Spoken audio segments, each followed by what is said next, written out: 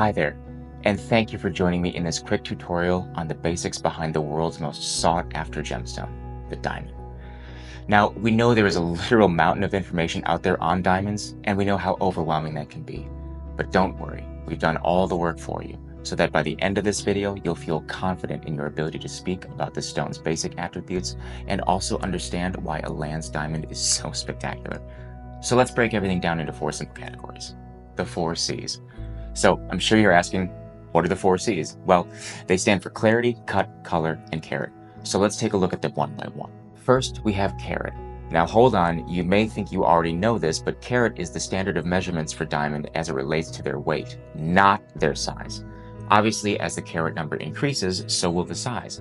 But always remember, it's a stone's weight first and foremost. And because carat is measured to a 1/100th of a carat, depending on the depth of a diamond's cut, when looking from the top down, a 0.25 carat diamond could appear larger than a 0.3 carat diamond. So again, carat is the stone's weight, not its size. The second C is cut. I'm sure you're thinking that this is the diamond shape. And guess what? You're correct. There are a vast number of different looks given to a diamond, depending on how it's going to be set and sold. Princess, oval, round, emerald, etc. All these different shapes reflect light differently, and much like the wearer, embody different styles and eras, especially personalities. For instance, an emerald cut is a more Art Deco style, while the heart cut is more modern and whimsical. However, when we use the term cut, it means more than just its visual shape.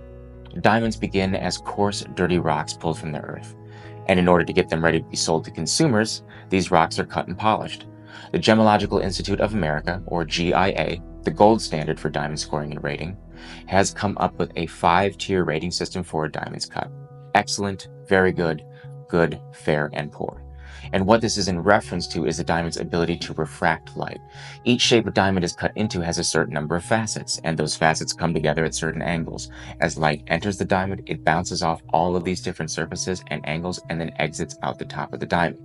So the cleaner and more even quality of those cuts, the more the gem will sparkle. Even the most flawless diamonds, if they're cut poorly, won't sparkle nearly as much as one that is cut to perfection. So you see, it's not just color or clarity that makes a diamond shimmer.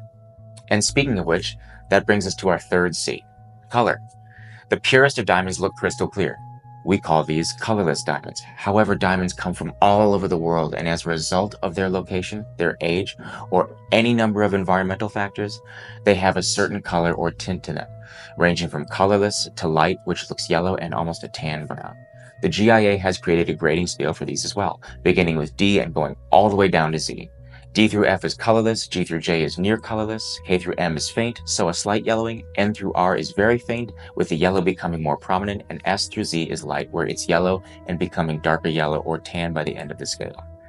However, it's important to note that anything from D through H, or sometimes I, will appear quite colorless to the naked eye. Additionally, the industry standard usually stops somewhere around K. But here's what the GIA and the industry isn't telling you. Colorless or D diamonds aren't in fact the most rare of the diamonds. Tinted or colored diamonds are. And that brings us to our fourth C, clarity. Clarity is the method of grading a diamond based on what the industry calls inclusions within the diamond itself. As a diamond is created over millions of years, sometimes it holds on to small bits of minerals, gases, or soil along the way, becoming actually embedded in the gemstone itself. The GIA refers to these as flaws or imperfections and has designed a rating scale to reflect that. It begins at flawless, a diamond that is crystal clear through and through under any type of magnification, and ends at included 3 or I3. These are stones that have materials in them visible again to the naked eye.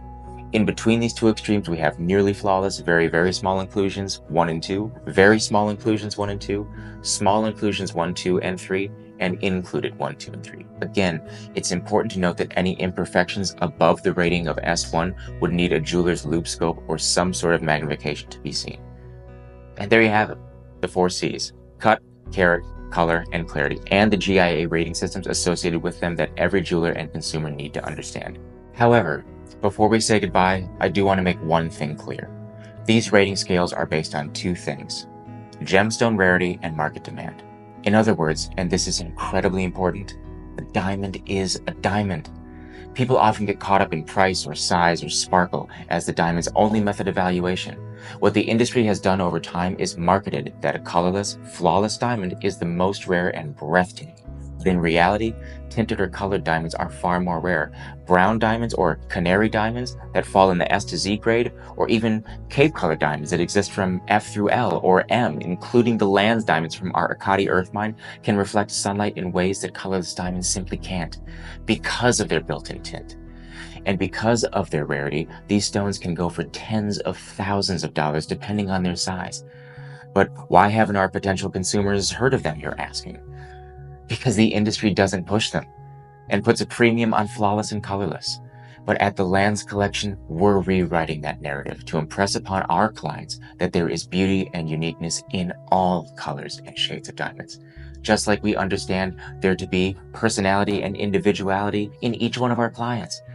Just try to imagine the Northern Lights if they were devoid of color.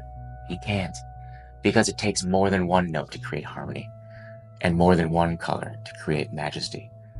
Here at the Lands Collection, we want our consumers to be just as invested in the story behind the jewelry as they are in the jewelry itself. Where did it come from? What attributes and energy does it have? How does it fit your personality? And what is the meaning behind why you connected to it and or who gave it to you?